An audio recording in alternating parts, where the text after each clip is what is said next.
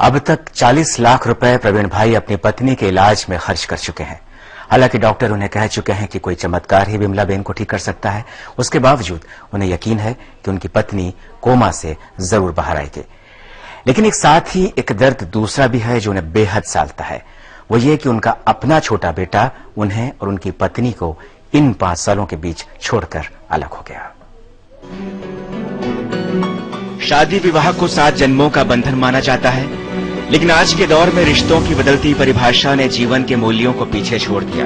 प्रवीण भाई और विमला बेन को देखकर लगता है कि वाकई ये जन्म जन्मांतर का रिश्ता है। प्रवीण भाई का पत्नी से लगाव ऐसा कि उन्होंने विमला बेन के लिए चलता फिरता अस्पताल बनवा लिया। विमला बेन के इलाज में कोई परेशानी न हो, इसके लिए घर को ही अस्पताल में तब्दील कर दिया।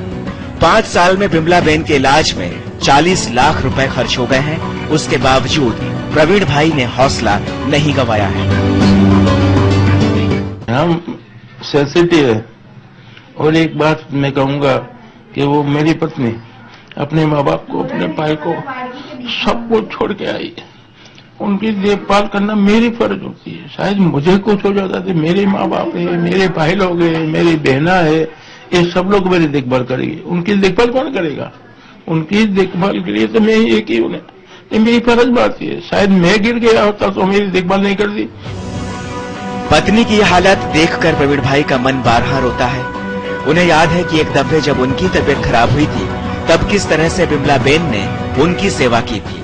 मेरा एक्सीडेंट हो गया था, मेरा पग में फ्रैक्चर हो गया था, तो मुझे मालूम है कि 6 महीना उसने जो मेरी सेवा की है, अभी कोई लेडीज इतनी सेवा नहीं कर सकती। आज मेरी फर्ज है कि गिर के तो ये थोड़ा वो सामान है कि गिर गया तो फेंक दो, टूट गया फूट गया तो फेंक दो। उनका जहां तक उनकी जान में जाने वहां तक तो मैं नहीं छोड़ूंगा उनको। प्रवीण भाई ने 5 साल के इलाज में काफी कुछ खोया, लेकिन उन्हें इसका गम नहीं। उन्हें दुख है तो इस बात का कि उनका छोटा बेटा अपनी पत्नी के साथ उन्हें छोड़कर अलग रहने लग गया। एक बाप जहां एक अवसाद के साथ जी रहा है तो वहीं अपने बेटे के दिए दर्द के साथ वक्त से लड़ भी रहा है।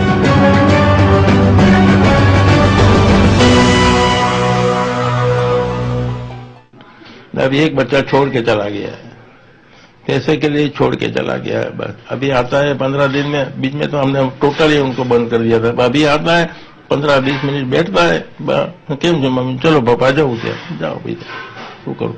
पैसा भी नहीं देता, उनकी फर्ज में आता है। मकान मैंने ले दिया है, मेरे साथ रहा है, छोटे से बड़ा किया है, उनका मैरिज कर दिया है, उनके पीछे सब खर्चा किया है। उनकी फर्ज में कुछ नहीं आता क्या? सब मेरी ही फर्ज है। बस उनको तो पैसा चाहिए। पापा नहीं हो गया तो तुम मेरे पीछे क्या दोगे मुझे? फिर हमने वहां चला गया, फिर वापस बुलाने ट्राई करी तो एक पार्टी ने, हमारा एक व्यापारी, उसने बोला कि प्रवीण भाई तुमको पीछे वापस बुला लो। तो मैंने बोला वापस बुला लो, बोलो। तो उसने बोला तुम्हारी कंडीशन क्या है कि मेरे को 50% पार्टनर की। अभी तक ये सब उनकी वाइफ और इनका ससुर उनके साथ में है।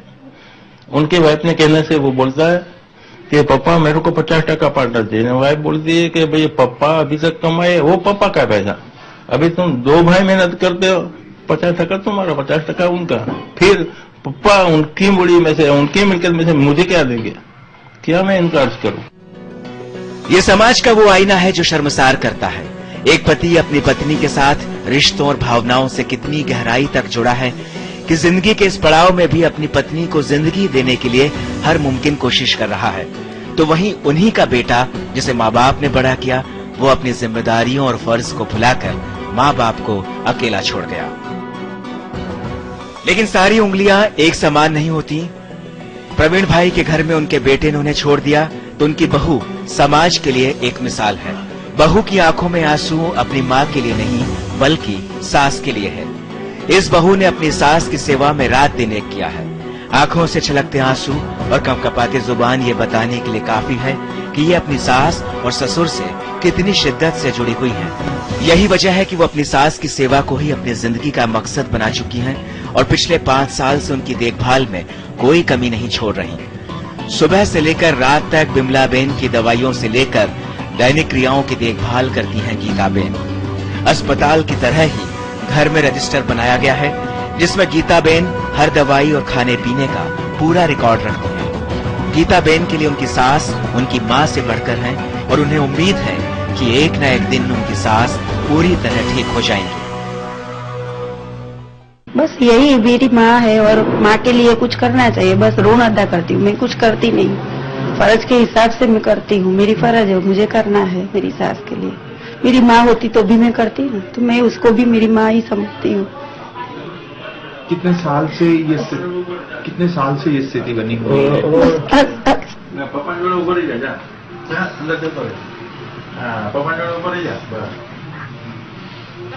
क्या आपको लगता है कि आपकी सास ठीक हो पाएगी? आप इतनी सेवा कर रही हैं। हाँ, मेरे हिसाब से तो लगता है मुझे, मेरी भगवान सुनेगा एक दिन।